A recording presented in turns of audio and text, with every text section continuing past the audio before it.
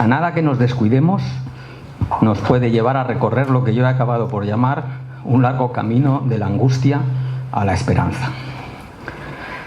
Aunque se podría decir que todo empezó un día de mayo de 2012, en realidad todo había comenzado bastante antes.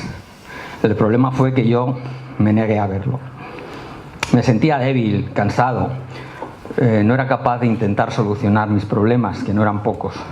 Ni tan siquiera tenía fuerza para ponerme a pensar en ellos. Estaba perdido. Paseaba por Madrid como un fantasma, sin levantar los ojos del suelo por vergüenza a encontrarme con alguien conocido. Y las personas a las que me iba encontrando eran fantasmas. Eran unos fantasmas agresivos cuyas miradas sentía clavarse en mí a cada paso que daba. Tenía miedo, mucho miedo. Los días pasaban y yo me preguntaba constantemente por qué Dios me había abandonado. Y no solo Él, también mis padres y mis abuelos, mis muertecitos, como yo les llamaba y les sigo llamando. Era más fácil culpar a alguien que reconocer mi parte de culpa. Y culpar a alguien que no podía defenderse era mucho más cómodo y además muchísimo más cobarde. Pero aún no había tocado fondo. Y lo peor era que ni siquiera sabía hasta dónde iba a llegar en mi caída libre. Llegó el verano y tras otro día deambulando y haber conseguido malvender algunos objetos, comprobé que habían cortado la luz de mi casa. Unos días antes me habían cortado el teléfono y aún así no fui capaz de reaccionar. Por último me cortaron el agua, el gas, mejor dicho, y pasé a ducharme con agua fría, pero como era verano tampoco me importó demasiado. Finalmente, una noche al regresar a casa no pude entrar. Los propietarios se habían decidido a actuar y habían cambiado la cerradura. Estaba en la calle. Esa semana fue sin duda una de las peores de mi vida. Durmiendo al raso, aseándome en los baños de tiendas, grandes almacenes o bares y dejando que pasara la noche para que abriera el metro y poder entrar en calor. Seguía escondiéndome sin querer ver la realidad. Y un día de finales de agosto decidí que no era capaz de seguir. Había llegado al límite de mis fuerzas. Hablé con Dios y con mis muertecitos. Les pedí perdón por haberles culpado de todos mis males. Y cuando me sentí en paz con ellos y un poco también conmigo mismo, pensé que había llegado el momento de tomar una decisión radical. Felizmente no ocurrió nada irreparable y puedo estar aquí hoy con todos vosotros. Y así me convertí en un cadáver social. Un espectro que se dedicaba a vagar por las calles sin saber ni qué hacer ni a dónde ir. Hasta que un buen día, no sé cómo, comprendí que aún no había llegado mi hora. Que todo lo que me estaba ocurriendo tenía un propósito que yo seguía sin comprender, pero que acabaría por hacerlo. Tenía que seguir viviendo y ahora tocaba luchar con todas las fuerzas que me quedaban para recuperar mi vida. Por fin había tocado fondo. Pensé que debía pedir ayuda a la familia y a los amigos. Una ayuda que hasta ese momento no había pedido, un poco por vergüenza y, por qué no reconocerlo, también por orgullo. Pero lo que en principio parecía una buena idea acabó por convertirse en una pesadilla. Había dejado de ser una persona para convertirme en un problema. Y todos tenemos problemas, no eres tú el único. Era la respuesta más frecuente a mis peticiones de ayuda. El caso más duro fue el de un primo hermano que en un principio me acogió en su casa sin acabar de entender nada de lo que había ocurrido. Yo intentaba explicárselo lo mejor que podía, pero la expresión de su cara mientras me escuchaba y su mirada me decían que nada de aquello iba a funcionar. Y así fue. De nuevo estaba en la calle. Y alguien me habló del albergue de San Juan de Dios.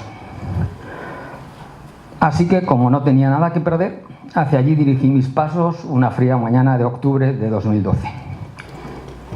Fui admitido y a partir de ese momento comencé a remontar y rehacer poco a poco mi vida. Tener asegurado un lugar donde dormir y poder asearme, donde desayunar y cenar, fue para mí una auténtica tabla de salvación, sin la cual seguramente hoy no estaría aquí. Por aquel entonces comencé a escribir todos y cada uno de mis pensamientos, la mayoría de ellos llenos de tristeza, fatalismo, pesimismo y también, por qué no decirlo, de un infinito rencor hacia todas aquellas personas que me habían abandonado a mi suerte. Escribir me relajaba y de hecho a partir de entonces no he dejado de hacerlo.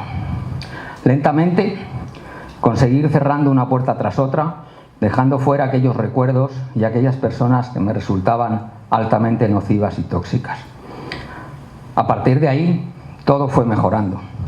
Conseguí recuperar algunas pertenencias, acudí a varios cursos, me propuse obtener la ayuda correspondiente a la renta mínima de inserción, para lo que conté con la ayuda de la Asociación Realidades, y sobre todo conseguí tener la cabeza ocupada.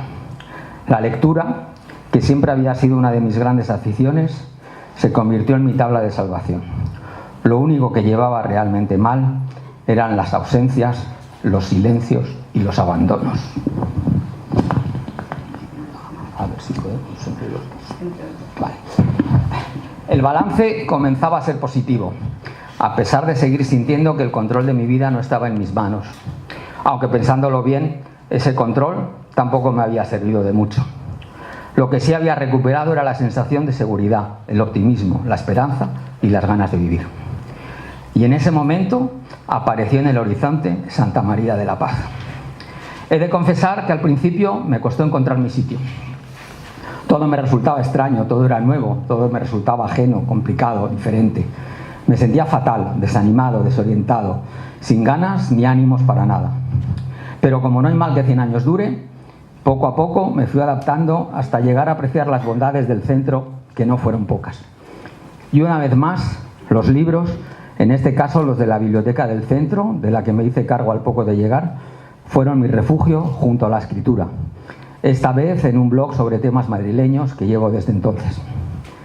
De esos primeros días recuerdo una charla con el hermano Juan Antonio, que me ayudó mucho más de lo que ninguno de los dos hubiéramos podido imaginar en aquel momento. Le conté lo angustiado y triste que me sentía. Todos los días le pedía a Dios que me ayudara y me enseñara el camino del perdón, pero parecía no escucharme. Sentía que necesitaba perdonar, pero me resultaba imposible, no podía. Tal vez había olvidado cómo hacerlo y eso me estaba impidiendo avanzar. Estaba bloqueado. El consejo que me dio fue muy sencillo, pero de gran ayuda. Antes de intentar perdonar a los demás, debía mirar en mi interior e intentar no culparme a mí mismo por los errores cometidos. De lo contrario, me sería muy difícil llegar a perdonar. Y era cierto. No debemos culparnos por los errores cometidos en el pasado, pero no hay que olvidarlos, o de lo contrario, volveremos a caer ahí en ellos y entonces sí que seremos culpables. 2014 y 2015 fueron años llenos de luces y sombras, una montaña rusa. Por un lado, encontré un trabajo en una librería de viejo que disfruté enormemente hasta que me di cuenta de que realmente era un trabajo envenenado. Y mientras tanto, salí de Santa María de la Paz, pude alquilarme una habitación en un piso compartido y retomé el control de mi vida. Finalmente, ante los riesgos que implicaba seguir en la librería, decidí que lo mejor era dejarlo. Además, hacía unos meses no me encontraba bien de salud. Y así regresé de nuevo a Santa María, donde desde que entré por la puerta en un estado lamentable, todos me cuidaron y me hicieron sentir muy querido por primera vez en mucho tiempo. Pero la enfermedad seguía su curso y yo cada día estaba más débil. Estaba convencido de que me estaba muriendo. Fue la víspera del Día de la Virgen de la Paloma, cuando el hermano Juan Antonio me vio tan mal que decidió que al día siguiente tenía que ir, sí o sí, a urgencias. Recuerdo que esa noche, antes de dormirme o quedarme inconsciente, aún no lo tengo muy claro, me encomendé a la Virgen. Y al día siguiente me ingresaron y me quedé durante casi 2 meses en los que las visitas fueron muy frecuentes, aunque seguía habiendo ausencias importantes. Y a pesar de que en un principio los médicos no creían que me salvara, fui recuperándome poco a poco hasta que 6 meses más tarde me había recuperado casi al 100%, un verdadero milagro. Por fin, en julio del 2016, llegó la recompensa a tanto esfuerzo por parte de todos, las personas que me han ayudado día tras día y al mío propio, con una fortaleza que ni yo mismo sabía que tenía. A través de unos amigos conseguí un trabajo estable que me permitió recuperar el control de mi vida y dejar de depender de los demás. Tras casi 4 larguísimos años, volvía a sentirme razonablemente fuerte. A lo largo de todo este recorrido he aprendido a perdonar y sinceramente creo que este ha sido uno de mis logros más importantes. Estoy convencido de que todo lo sucedido ha sido un regalo, una segunda oportunidad que se me ha dado. Ahora lo importante es el presente, el día a día que me conducirá a un futuro que solo Dios sabe cuál será, pero que se muestra prometedor, tranquilo y estable. Y ya para terminar, quiero dar las gracias no solo a los presentes, sino a todos los que me han ayudado y dado su apoyo durante estos años, algunos de ellos están aquí, y también a los que se han alojado o incluso me han puesto la zancadilla, que de todo ha habido. De todos y de cada uno de ellos he aprendido lecciones impagables, algunas realmente duras, pero que nunca olvidaré. Gracias.